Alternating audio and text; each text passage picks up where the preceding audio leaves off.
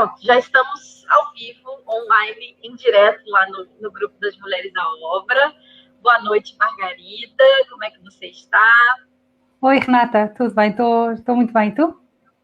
Também. Estava tudo bem, graças a Deus, tudo a correr bem. Hoje a gente está te recebendo aqui nas nossas conversas sem treta para a gente falar um pouquinho aqui sobre as emoções negativas, né? Sim. De como gerir essas emoções, o impacto que elas têm nas nossas relações, como isso interfere aqui na no nosso dia a dia, nessa vida aqui de empreendedorismo. E queria ouvir você um pouquinho, contar um pouco da sua história, do seu percurso, a sua Ok. relação com esse tema. Fala aqui pra gente. Ok. Bom, academicamente, eu formei-me em arquitetura e tive um momento, tive 2 filhos, tive um casal de gêmeos e a dada altura tive um infortúnio na vida, morreu o meu marido e na altura eu tinha um trabalho normal, etc., a trabalhar numa empresa de construção e abriu-se na altura a oportunidade de eu começar a explorar mais a parte do autoconhecimento, porque tinha de alguma forma construído a minha vida toda num sentido, não é? E de repente, com essa situação, tudo aquilo que era para suposto continuar uma determinada direção já parecia que já não fazia sentido, não é? E então foi um questionar de tudo e um redirecionar de alguma forma a minha vida. E nessa altura, claro, comecei. Foi um momento de um abanão e comecei a questionar mais as coisas, a questionar-me a mim o que é que eu estou aqui a fazer, onde é que eu venho, para onde é que eu vou. Então comecei a entrar nas áreas do desenvolvimento pessoal, do autoconhecimento, que me levaram até onde estou hoje.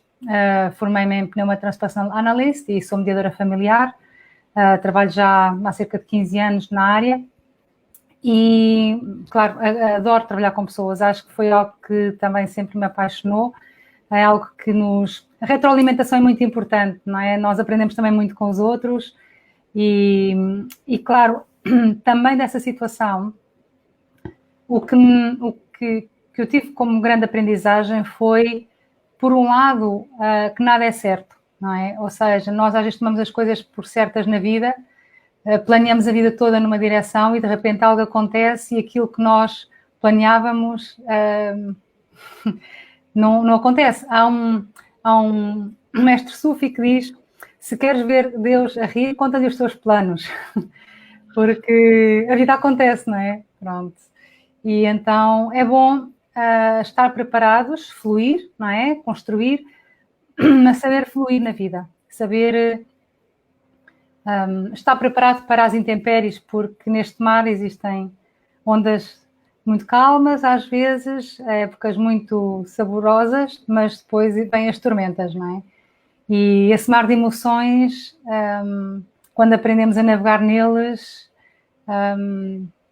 estamos muito mais felizes, aprendemos a navegar muito mais felizes também, mesmo nas ondas, nas intempéries, sim. É verdade, Margarida. O seu relato me faz lembrar e pensar em tantas pessoas que passam mesmo por momentos muito difíceis na vida e às vezes essas experiências difíceis, desafiadoras, dolorosas, elas são tão arrebatadoras mesmo Sim.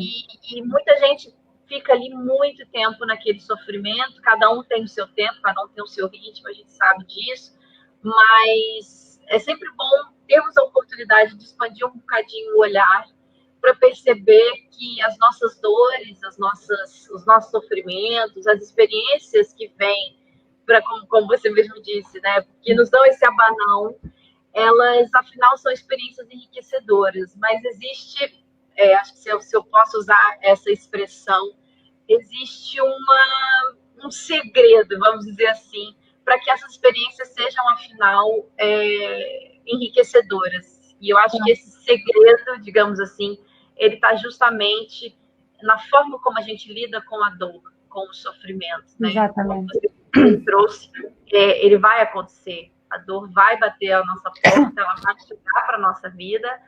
E lá está, hoje em dia, se fala muito numa felicidade quase que de plástico, né? Sim. Uma felicidade quase que obrigatória e ninguém mais pode estar triste, ninguém mais pode estar infeliz, as pessoas não podem viver um luto em paz, né? Que logo já começa aquele um furor motivacional e positivista e tal, não positivista no sentido clássico da palavra, mas positivista no sentido de uma positividade que hoje em dia já se discute até o quanto essa positividade é tóxica. Exatamente. Queria que você falasse um pouquinho para a gente desse outro enquadramento sobre a felicidade em relação à tristeza. Sim. Como você vê isso? Há algo que tu mencionaste muito interessante que tem a ver com a dor e com o sofrimento. Desde o meu entendimento, são duas coisas diferentes. Uma dor é aquilo que nós sentimos nesse momento muito difícil. Esse momento pode ser um bocadinho maior, uns dias, ou pode ter ali um impacto. Mas outra coisa é o sofrimento, e o sofrimento tem a ver com, como tu dizias também, já a nossa postura perante a situação em que nós escolhemos perpetuar a dor, não é? Escolhemos visitar a dor várias vezes, lamentar-nos sobre ela, etc. Então, vamos perpetuar a dor. Então, aprender a distinguir o que é dor e o que é sofrimento,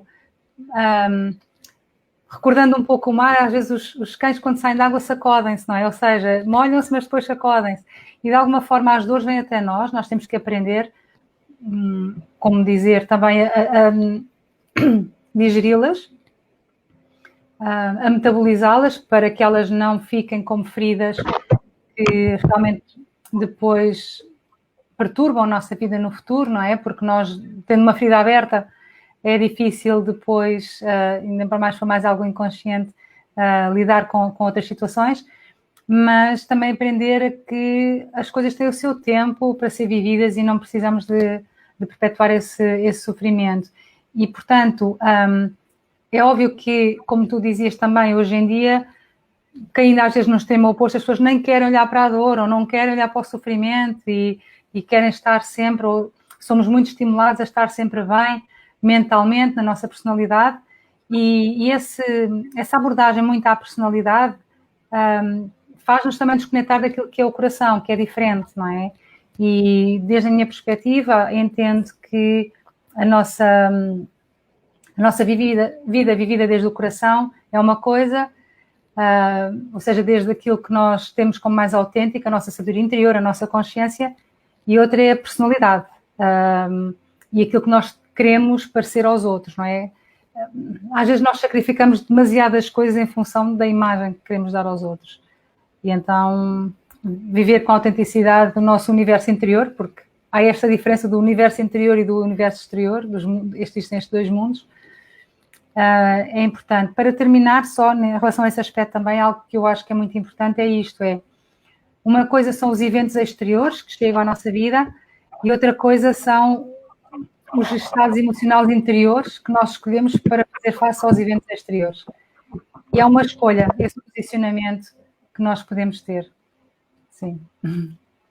Mesmo. É muito interessante essa questão da escolha, né? Eu até tomei nota aqui rapidamente para a gente agarrar nesse tópico. A questão da escolha da nossa resposta, né? Como você mencionou, a dor acontece, faz parte da vida, aqui desse nosso ciclo ainda, nesse nível, né? Nesse estágio em que nós estamos enquanto humanidade, enquanto civilização, enquanto seres integrais, transcendentais, enfim, corpóreos, qualquer que seja a denominação que a gente queira dar, né? Há um estágio em que nós estamos e dentro desse estágio a dor acontece, ela ainda acontece e ela está presente nas nossas vidas. E aí a questão da escolha, né? Isso acho que é uma coisa que inquietou a humanidade desde os primeiros tempos, né? Qual é a dimensão da nossa escolha diante da vida, né? Essa vida que nos acontece, e aqui também há na linha dessa positividade tóxica, há o discurso de que algo mais ou menos assim, a vida não acontece para nós é que acontecemos para a vida. Exato. E por mais que haja um fundo de verdade, haja alguma verdade dentro desse discurso, por outro lado, eu vejo uma grande quantidade de pessoas em sofrimento pela sensação de impotência de acontecerem para a vida, que estão sempre a sentir que a vida está acontecendo para elas e elas vão ali como que atropeladas. E acho que aqui dentro da nossa comunidade de empreendedoras e o próprio movimento feminino de empreender é um desejo de sair um pouco dessa constante, a partir do momento que empreende, busca algo que tenha mais a ver consigo mesma, um trabalho que faça mais sentido, uma rotina que possa englobar outros setores de atividade da vida, né? Mas muitas pessoas e muitas mulheres aqui pensando na nossa comunidade, trazem essa dor, né? Essa sensação, essa experiência de que tem muita dificuldade de escolher o seu padrão de resposta diante das situações. E aí, pensando, né, tanto na sua bagagem profissional, na sua vivência, o que você sugeriria, o que você poderia apontar em termos de estratégias para que essa escolha possa efetivamente acontecer? Sim. Bom, algo que eu estava aqui a refletir enquanto te ouvia é que às vezes as pessoas demoram muito tempo a tomar uma decisão. E eu às vezes costumo fazer assim um pouco, ou seja, estão neste ponto, não é? E quando decidem, às vezes querem que as coisas vão rapidamente para o outro. E as coisas têm um processo, não é? A paciência é uma virtude que é importante. A paciência, o tempo de aprendizagem que nós temos que ter para as coisas, porque todas as pessoas que eu escuto que têm sucesso sempre dizem: o sucesso não é fácil, não é? Dá trabalho. E, portanto, é preciso muita perseverança, muita consistência, muita paciência, aceitar os erros. E eu, acima de tudo, também entendo que é importante, quando nós decidimos enverdar por esse caminho também, que nos perguntemos porquê, não é? Porque também às vezes é certo que as pessoas querem começar, por exemplo, a ganhar dinheiro por elas próprias, ter um negócio próprio, e olham para o mercado e dizem: o que está a dar dinheiro agora é isto, então eu vou para isto. E não vão porque têm essa motivação, essa paixão, porque essa vibração, essa ressonância. E mais cedo ou mais tarde, como o ganhar dinheiro não acontece tão imediatamente, existe essa frustração. Quando nós realmente gostamos daquilo que fazemos, e para isso é necessário também perguntar, e às vezes não é tão fácil de encontrar a resposta, às vezes é por tentativa e erro mesmo, mas é mais fácil, não é? Porque nós vamos experimentando daqui, utilizamos a nossa criatividade. Algo muito importante que eu também diria é: não comparem. Ok, é importante estudar o mercado, sim, é importante ver o que é que os outros fazem, sim, mas não comparar, porque vamos sempre encontrar quem é melhor que nós, é inevitável. Vamos sempre encontrar quem está mais à frente, quem faz melhor. Ok, só podemos aprender dessas pessoas e ter humildade, não é? E também essa outra questão do ser autêntico, de sermos nós próprios, porque existem pessoas que vão gostar de nós e vai haver sempre pessoas também que não vão gostar de nós. Portanto, não nos focarmos com críticas, com más palavras. Há sempre pessoas bastante tóxicas, não é? Infelizmente, ou que têm muita toxicidade, não é que elas sejam tóxicas, essa é outra questão que eu quero falar, mas têm muita toxicidade entre si, muita amargura, muitas vezes. Então, claro, também não aceitam o sucesso nos outros ou as tentativas de sucesso, e então há que ter compaixão, ter piedade, ter amor por essas pessoas também, porque são pessoas que também estão a sofrer, em definitiva, e tomarmos a nossa vida como uma aventura, como uma tentativa e erro. Eu sei que a parte financeira, às vezes, de sobrevivência é muito difícil, não permitir que isso interfira na família, no casal, se as pessoas têm um relacionamento, obviamente, porque são circunstâncias que acontecem e a família deve tomar isso normalmente de mãos dadas, não é? As tempestades, toda a gente junta, unida em relação a estas tempestades que acontecem. Também essa outra questão, que é quando vamos admitir Pronto, a minha especialidade aqui é um bocadinho também casais, e eu vejo muito o que é que acontece a esse nível. Às vezes muito o que acontece é que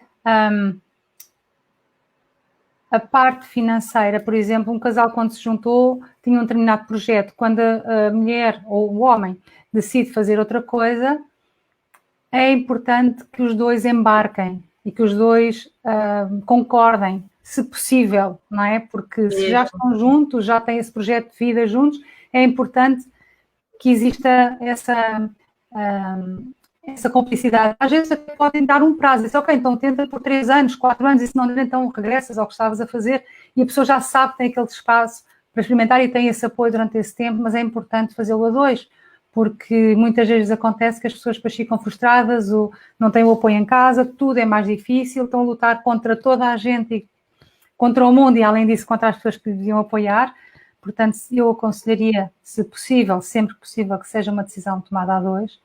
E outra coisa, também há muito a dizer sempre, mas pronto, para terminar, para não alargar muito, uma coisa é aquilo que nós fazemos, os nossos erros, as nossas emoções negativas, e outra coisa é aquilo que nós somos.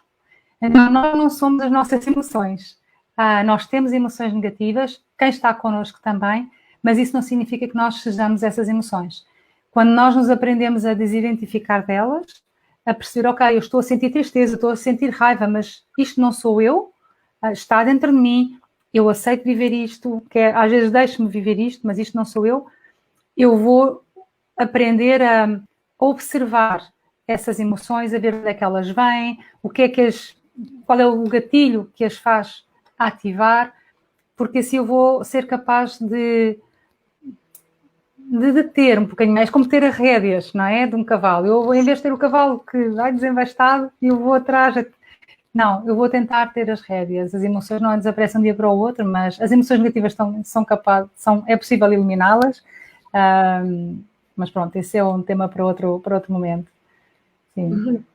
Não, acho que vamos ter tempo para falar sobre isso também, né? Isso que você trouxe, Margarida, é uma coisa muito, muito, muito interessante. Eu também observo nos meus clientes, tanto de mediação como nos acompanhamentos individuais, como que as pessoas, todos nós, né? Acho que todos nós em algum momento, alguns já fizeram um caminho um pouquinho mais extenso para lidar com isso, outros ainda estão bastante agarrados. Como que nós nos identificamos com umas experiências, né? E rapidamente aquilo passa para o nível da nossa identidade, como se é como se a gente se dissolvesse naquela experiência. Sim. Aqui a gente, enquanto conversava no telefone para alinhar aqui a nossa conversa, né? É como se a nossa subjetividade, aquilo que nos torna um ser, um indivíduo, se dissolvesse por completo naquela experiência, e lá está, a objetividade se perde. Exato. Se perde, a gente perde a capacidade de olhar as coisas com distanciamento, não é frieza, não é calculismo, não é indiferença, é mesmo ter esse distanciamento e falar, pera lá, aqui é uma emoção, aqui é uma experiência, aqui é uma situação. Tem uma mestra Zen lá no Brasil que fala, eu não sei se é uma fala dela ou se é uma fala que ela trouxe de algum outro mestre, agora não me recordo, e ela fala que a dor, ela tem a duração do instante que ocorre, e o resto é memória. Exatamente. E a memória tem a ver justamente com esse excesso de identificação que nós temos das experiências negativas, né? Ou até das positivas que seja, mas às vezes a gente entra também num castelo de ilusões e fantasias por conta de uma experiência positiva, e tudo já mudou e a gente ainda está lá naquela fantasia, né? E aqui fazendo também um contraponto, um contrabalanço com o olhar que você traz. Dentro da psicanálise existe o olhar da necessidade da repetição até que aquilo seja elaborado, né? E tanto em outros campos do conhecimento também se fala muito disso, né? Aquilo que se repete é uma mensagem, é um aprendizado ainda não concluído. E como que a gente poderia olhar para essa repetição? E outro dia eu ainda estava conversando com uma colega psicóloga também. Como é que a gente sai dessa repetição super egóica e entra para essa ressignificação, para essa elaboração da experiência através de outros caminhos, o caminho da ação, o caminho da observação, dessa desidentificação da experiência, né? Isso é muito interessante, porque, e aqui também trazendo um outro olhar, você mencionou, e eu quero te ouvir sobre isso, sobre eliminar as emoções negativas, né? E isso me fez lembrar do processo de luto. Como que o processo de luto é um processo justamente de digestão de uma série de emoções negativas, e uma vez que essas emoções estão digeridas, lá está, elas se tornam nutrientes para o nosso sistema, para o nosso mundo psíquico, e a partir daquilo, então, o objeto amado e perdido pode viver através de nós, e nós nos fortalecemos através daquela, lá está, uma memória bem aproveitada, bem digerida. Eu queria te ouvir sobre isso que você trouxe, de eliminar as emoções negativas mesmo. Sim. Em relação ao que é a consciência e a inconsciência, por exemplo, não é? Nós sofremos porque estamos inconscientes, nós repetimos porque estamos inconscientes, sentimos emoções negativas e deixamos afogar por elas, porque estamos na inconsciência. Estando na consciência, isso não aconteceria, não é? Pronto. Às vezes nós confundimos consciência com estar em estado de vigília, com estarmos acordados. Pronto. E não é a mesma coisa, não é? Estar consciente é ter a capacidade de discernir o que é conveniente do que não é conveniente. E essa consciência, eu, por exemplo, penso que a forma mais fácil de fazer a ela é fazer permanentemente um exercício de autoobservação. Estarmos sempre em autoobservação. E, assim, foi interessante, como tu disseste também, não é? Ter a capacidade de ouvir as coisas de uma forma neutra. Como é que nós podemos fazer isso? Eu, por exemplo, às vezes com as pessoas, sugiro-lhe que, imagine o que é um cientista no laboratório quando está a fazer uma investigação. Ele está a fazer investigação sobre os elementos, está a observá-los, está a estudá-los, a experimentá-los, mas ele não está a fazer juízos de valor em relação a eles. Ok? Ele está a avaliar as causas, os efeitos e os resultados. Pronto, e depois daí pode ver o que é conveniente, o que é que não é conveniente. Dentro de nós próprios acaba por ser a mesma coisa, porque nós temos muitos aspectos egóicos, como tu dizias, e então quando nós nos auto-observamos, podemos vê-los, mas se vamos julgar aquilo que vemos, que não é bonito, não é? Estamos a observar desde esses aspectos egóicos também, não é? Então não estamos a observar desde a consciência. Desde a consciência podemos observar esses aspectos, podemos analisá-los, compreender, e daí, desse processo de observação, análise, compreensão, então depois pode acontecer a tal eliminação. Agora, o que acontece é, eu para observar as minhas emoções, e quando eu digo emoções negativas também refiro obviamente também aos pensamentos negativos, não é? Vamos pôr aqui um bocadinho, se calhar, as coisas no mesmo bolo, só para que seja mais fácil o discurso. Eu, quando observo, por exemplo, num caso, eu pego agora nos pensamentos e já vamos às emoções. Todos nós já fizemos coisas que nós não queríamos fazer, já dissemos coisas que não queríamos, e às vezes, no momento em que estamos a fazer ou a pensar, vou dizer, damos-nos conta que aquilo está a acontecer, mas não conseguimos deter o processo. Ou seja, o ego, de alguma forma, toma conta de nós e vai por aí fora, e nós estamos a observar, mas não conseguimos parar.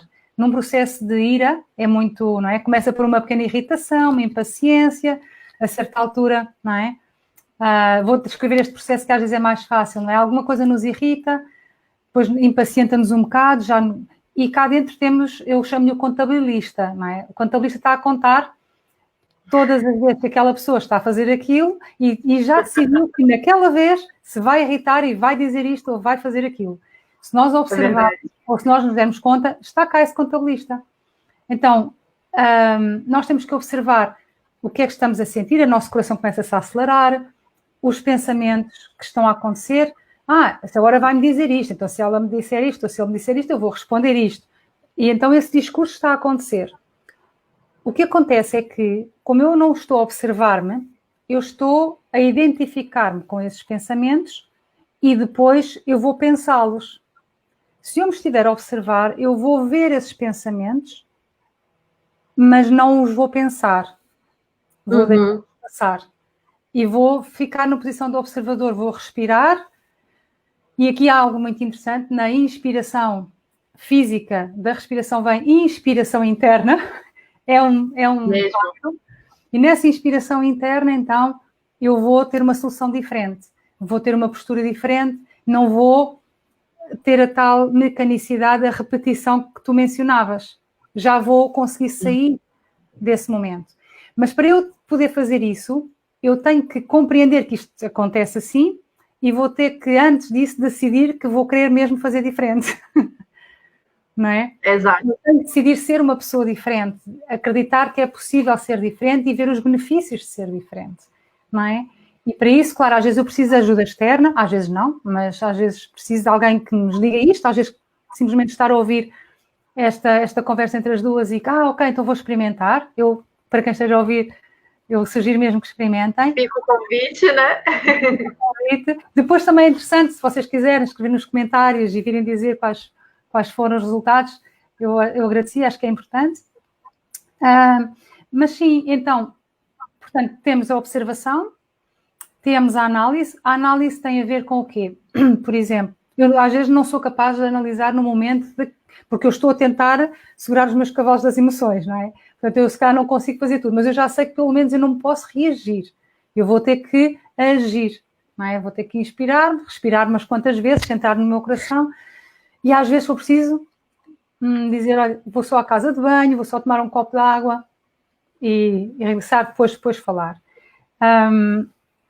Eu depois posso, sozinha, sentar-me numa meditação, numa reflexão e fazer um bocadinho uma retrospecção do que se passou, como se fosse um filme. Nós gravámos tudo no filme, não é? Então eu vou-me sentar e vou fazer uma retrospecção. Vou ao momento do gatilho, do que é que aquela pessoa me disse, da situação, o que é que gatilhou, qual foi a primeira reação que saiu cá dentro, o pensamento, a emoção, o que é esse pensamento ou essa emoção quando saiu, qual era a intenção dele, o que é que ele pretendia, o que é que ele queria, conflito, luta, destruição, separação. Se for no caso de uma ira, normalmente é isso, não é? Guerra.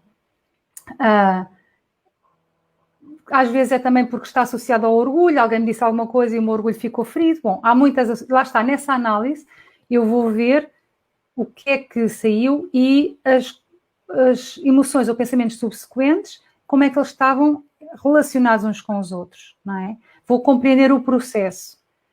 Ok, daí eu vou ter que me concentrar porque às vezes saem muitos aspectos. E dessa parte, então, eu vou passar à eliminação. A eliminação, eu entendo que nós, como seres humanos, somos muito limitados nesse processo, mas a nossa consciência não. O amor dentro de nós não. Então, dentro desse processo, entregamos ao amor, à nossa sabedoria interior, ao mais alto que há dentro de nós, à nossa consciência, e podemos visualmente imaginar também que isso se dissolve, se desintegra, e não quer dizer que isto fique eliminado de uma só vez. É pouco provável.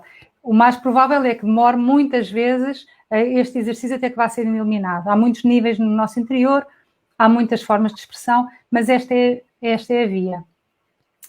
Ia dizer mais qualquer coisa, mas esqueci. Então...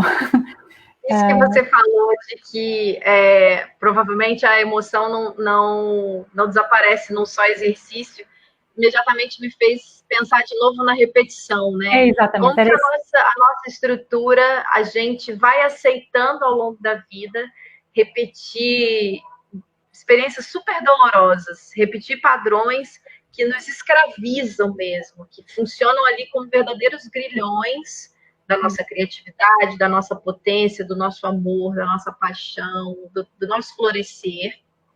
Mas quando é para repetir uma estratégia, quando é para repetir uma alternativa, como que a gente, às vezes, se perde nesse caminho mesmo? Aquela coisa que está cristalizada, aquele padrão que está cristalizado, às vezes é tão forte, as raízes dele estão tão profundas, que quando a gente começa aqui o nosso exercício para instalar mesmo um novo padrão, para construir uma nova forma de estar, porque ela está a nossa mente é plástica. A gente tem essa plasticidade, claro, no sentido dessa possibilidade de aprender a ser e estar de uma outra forma, né?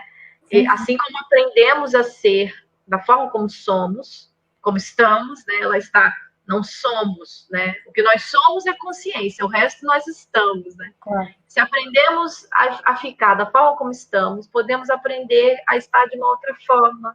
Exatamente. Mas essa como você falou, né? E aí, enquanto você dizia, voltei na questão da escolha.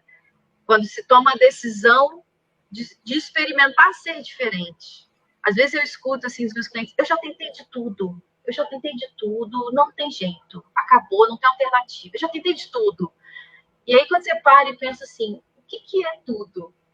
Claro. Quais são todas as alternativas? Porque tem todas as alternativas que estavam naquele horizonte daquela pessoa. Ainda tem as alternativas da pessoa B, da pessoa C, da pessoa D. Então, assim, acho que a grande escolha, a grande possibilidade de escolha que nós temos, né, no meio dessa vida toda que acontece para nós e sobre a qual nós temos muito pouco controle, acho que a grande possibilidade de escolha que nós temos é mesmo nisso. Escolher, dar uma chance para sermos diferentes. Claro, faz sentido? Sim, sim, totalmente, exatamente. Porque às vezes nessa escolha as pessoas pensam que estão a escolher, mas elas no fundo não estão a escolher. Ou às vezes não acreditam que estão a escolher, ou não, porque às vezes é uma escolha aparente, não é? Eu vou tentar, mas no fundo não acredito. Ok, então é também recordar isto. Nós quando queremos escolher e quando nos propomos a fazer as coisas, tem que sair aqui de dentro, não é? Do nosso âmago, a decisão também aqui, desde dentro, realmente nos propormos, nos entregarmos a essa experiência e a ser diferentes, com todas as nossas células. Se nós vamos com aquele pensamento, isto não vai adiantar nada, pois nós vamos encontrar aquilo que pensamos, não é? Essa regra, como tu dizias, nós atraímos para nós situações recorrentes, porque os nossos pensamentos também são recorrentes, então. Mas sim, demora um tempinho a mudar o padrão também, mesmo que nós tentemos uma e outra vez, demora o seu tempo. Às vezes depende também da situação de cada pessoa, do seu processo, mas sim, e é preciso tal paciência connosco, com os outros, com o processo. Amorosidade, né, Margarida? Eu acho que essa paciência, ela está sempre muito junta com a amorosidade. Ela é uma manifestação dessa amorosidade mesmo, né? Um dia eu estava num grupo de meditação e estudos budistas, e o instrutor sugeriu um exercício que eu achei assim espetacular, e agora aqui nessa nossa conversa ele me veio aqui à memória. Era um exercício para que quando a gente estivesse diante de uma situação difícil, que nos enerva, que nos desgasta, enfim, que desperta lá qualquer tipo de emoção negativa, para pararmos por alguns instantes e pensarmos, tentarmos imaginar quantas pessoas ao longo da história já estiveram fazendo exatamente aquela mesma coisa, já passaram exatamente por aquela mesma situação. Quantas pessoas já fizeram isso, já passaram por isso, e quais são as alternativas que elas podem ter criado? E eu me lembro que esse encontro acontecia na segunda-feira. Na terça ou na quarta, eu estava no escritório que eu trabalhava, era um escritório de direito fiscal, quando eu ainda era advogada. E teve uma hora que eu estava fazendo alguma tarefa e me veio aquele monte de números e alíquotas e símbolos e contas e a exceção da exceção da exceção da exceção da regra e tal. Nossa, e eu me vi, de repente, assim, inundada por aquilo, por aquela coisa, aquela chatice. E aí me lembrei do exercício e falei, tá, então vamos pensar aqui, né? Qual foi o meu antepassado, quantos seres antes de mim, ao longo da história da humanidade, também tiveram que calcular impostos. Aí a imagem que se formou na minha cabeça foi de um velhinho no campo, ali naquela época do começo do comércio, aquele momento rudimentar ainda, em que a pessoa pagava o imposto e não era nem para o Estado, era o imposto que se pagava. E aí, de repente, aquela imagem que me veio na cabeça, lá está, no momento da respiração, parei, foi exatamente isso, parei, inspirei, respirei ali umas 4, 5 vezes, e aí me veio essa imagem, e foi impressionante, porque naquele momento, aquele estresse, ele se diluiu. Em vez de eu ter me diluído no estresse, o que se diluiu foi o estresse. Assim, nossa, afinal, eu não sou a primeira premiada da humanidade que está sofrendo por isso, não é mesmo? Eu não sou...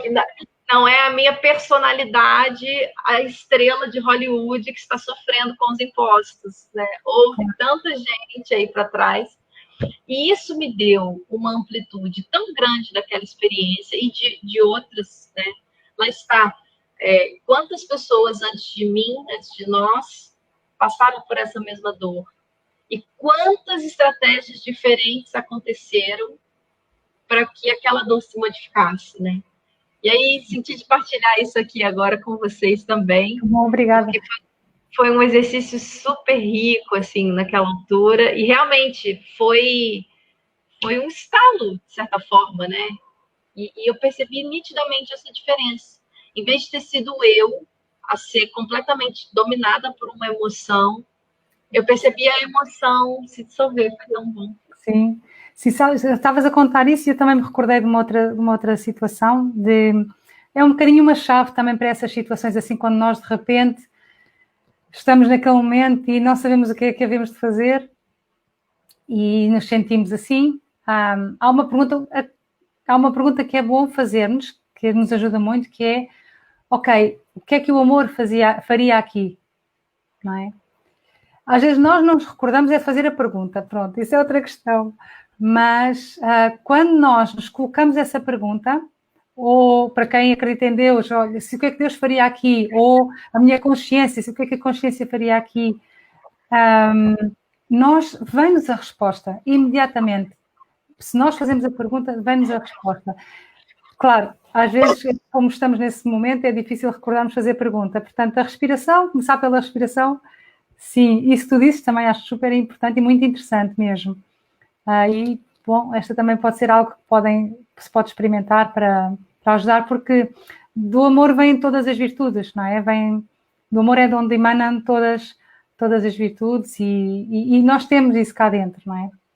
E ajuda-nos a identificar-nos com elas. Eu lembro-me também quando estavas a mencionar, nós temos a ideia que nós somos o centro do mundo enquanto às piores pessoas, por exemplo, não é? Pronto. Eu lembro-me de uma altura em que eu dizia que tinha o ego, eu chamava-lhe o ego da ovelha negra, ok? Pronto, só eu é que, não é? Sou eu que não consigo, só eu é que tenho dificuldade, isto é tudo para os outros, menos para mim. E depois dei-me conta do ridículo que é, porque todos temos este aspecto, não é? Uns mais do que outros, obviamente, mas todos, então, realmente é algo... São essas ilusões, não é? Que tu mencionas e que nós ficamos nessas fantasias, nessas crenças e temos que realmente dar um passinho atrás, ver as coisas de uma forma panorâmica para nos desidentificarmos com isso.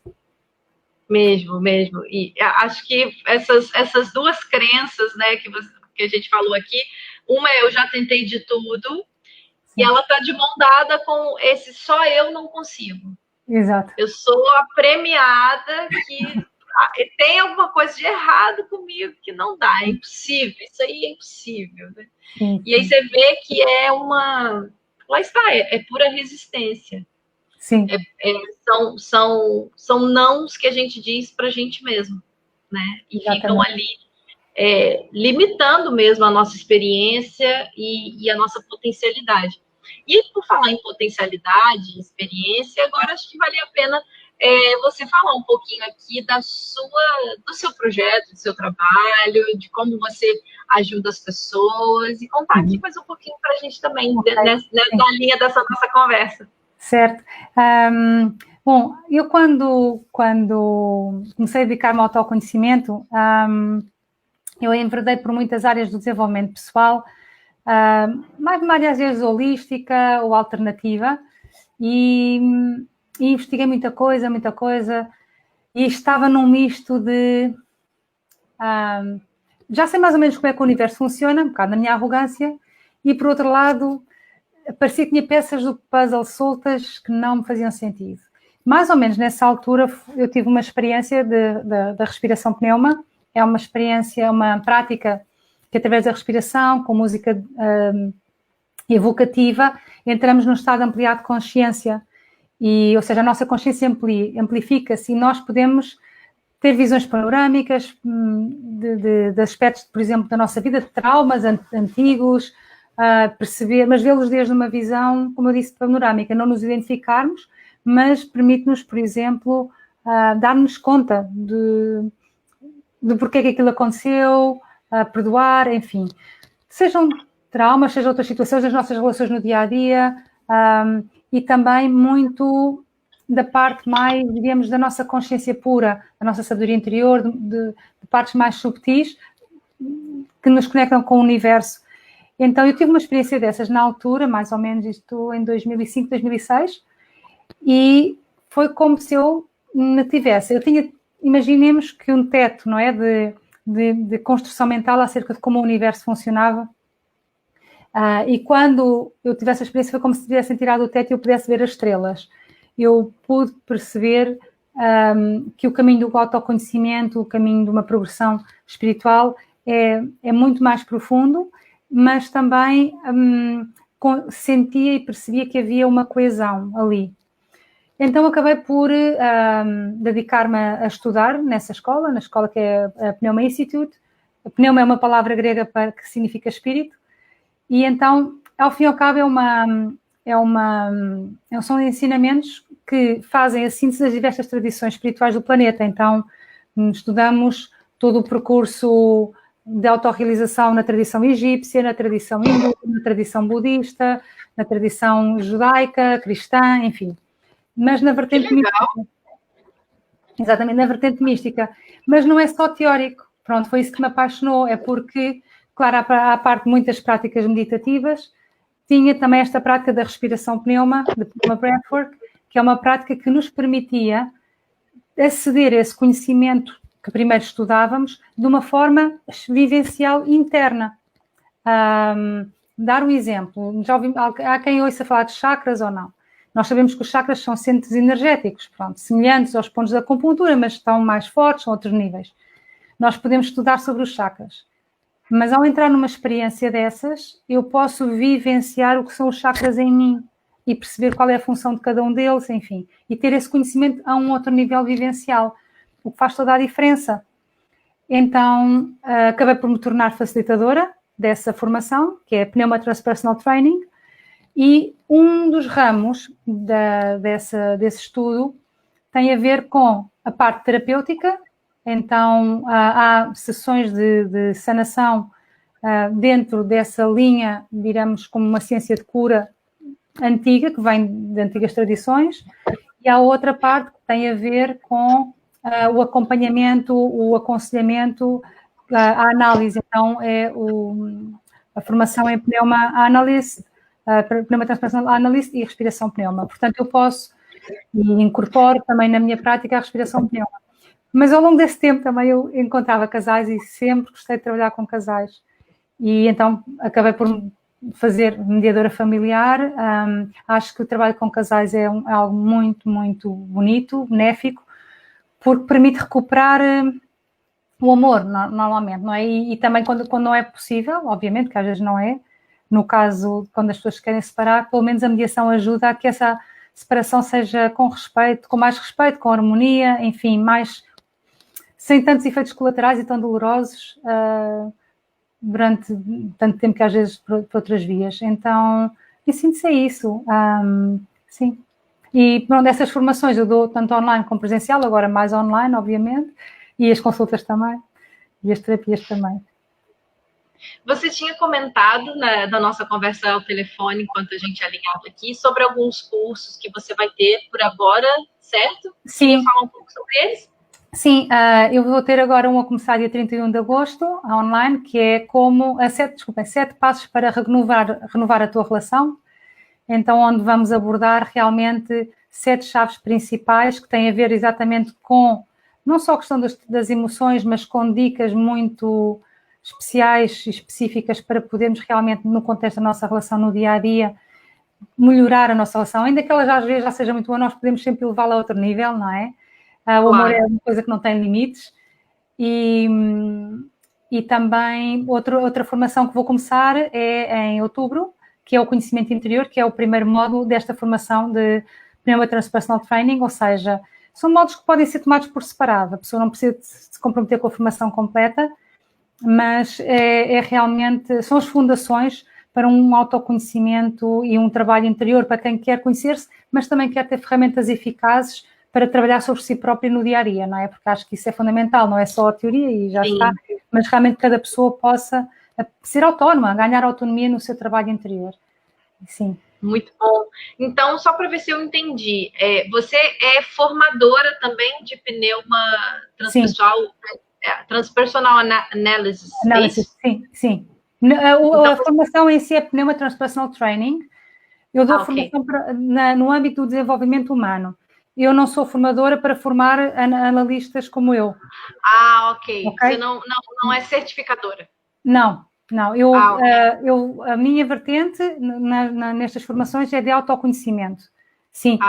Existem estas formações também na via profissional, mas eu não o faço. Tenho em caminho para quem o faça dentro da nossa organização. Sim. Pronto. Mas então, a formação que você dá é para que as pessoas possam utilizar isso na vida delas. Exatamente. É para que possam melhorar e transformar práticas. Exatamente. Cada encontro tem sempre uma prática meditativa, que a pessoa pode levar para o dia-a-dia, à parte de outras indicações como tivemos aqui a falar algumas delas, não é? De como atuar no dia-a-dia para que seja a vida mais fácil, mais fluida e que a pessoa possa realmente tornar-se mais autêntica com ela própria e viver desde a sua autenticidade, desde o seu coração, não é? Mais feliz. E também, depois integra também a parte da respiração pneuma, que agora com esta situação, como é uma atividade no contexto da formação, é de grupo. Quando eu faço nas minhas consultas é individual e, portanto, pode ser feita. Mas em grupo tem as suas restrições agora, mas pode ser feita. Boa. Margarida, aqui para a gente começar a encerrar também o nosso encontro, passou tão rápido, já são 47 minutos e foi tão gostoso conversar com você. Obrigada também.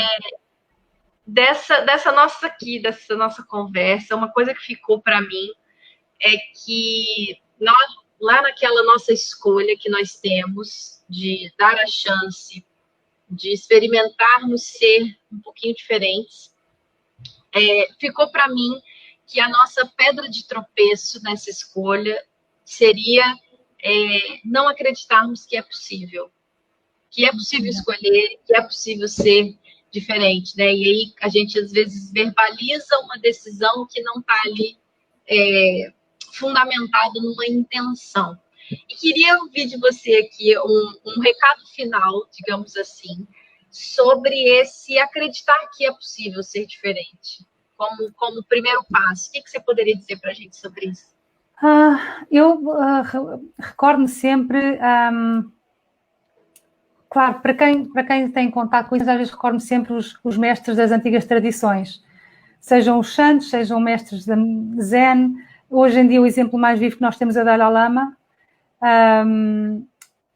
São pessoas muitos deles eram criminosos nessa vida. Milarepa, São Paulo, eles eram criminosos, matavam pessoas e praticamente se iluminaram, não é? Nessa mesma vida, portanto, é possível. E eu aqui, trazendo assim mais para um contexto mais simples ou mais acessível,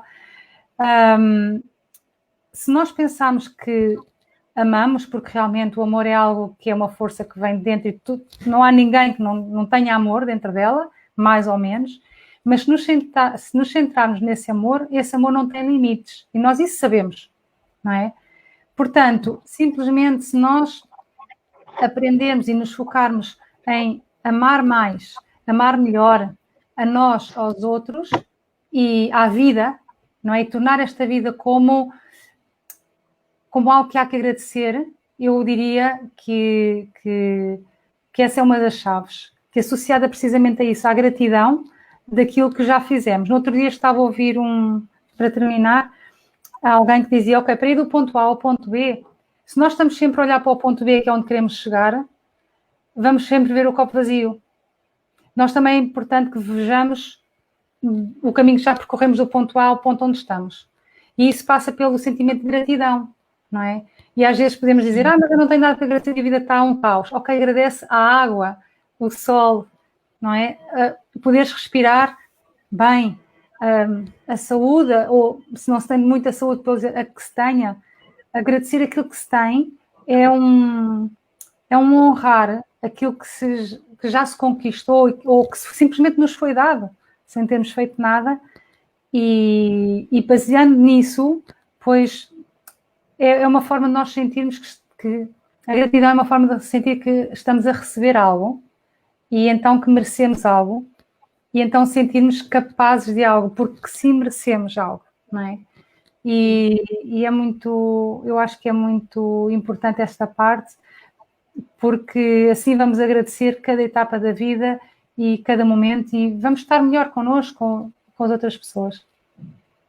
Muito bom. De fato, a gratidão, ela abre espaço para mais. Exatamente. Seja do que for, mas ela abre espaço para mais daquilo que a gente já agradece, né? E é como se a gente se reconectasse mesmo e se realinhasse com essa força do amor. Exatamente. Que é a força sempre que nos faz crescer, que nos expande e nos fortalece. É mesmo claro. Isso. Exato. Que bom ter você aqui com a gente, Margarida. Muito obrigada. Renata, obrigada pelo convite, obrigada por esta conversa, foi muito gratificante também, foi muito bom, obrigada. Muito obrigada. A gente fica aqui em contato, claro, sim, claro. Para as próximas conversas sem treta. Se você sentir de falar aqui mais uma vez conosco, por favor, não hesite. Eu só vou ver aqui que apareceram dois comentários, mas eram só, tipo, ok, grande verdade, concordo 1000%. Então, assim, eu acho que o pessoal aqui gostou. Foi uma das conversas sem treta com mais comentários ao vivo. Foi muito bom. Obrigada. Boa noite, querida. Muito obrigada. Um beijo grande. Namastê.